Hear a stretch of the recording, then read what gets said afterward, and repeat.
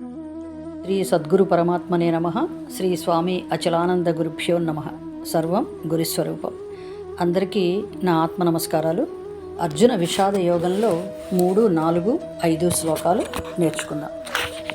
పశ్యైతాం పాండుపుత్రాణం ఆచార్యమహతీం చ మూం వ్యూఢాం ద్రుపదపుత్రేణ తవ శిష్యేణ ధీమతా అత్ర శూరా మహేశ్వాసా భీమార్జున సమాయుధి యుయుధానో విరాటశ్చ ద్రుపదశ్చ మహారథః దృష్టకేతుశ్చేకితానః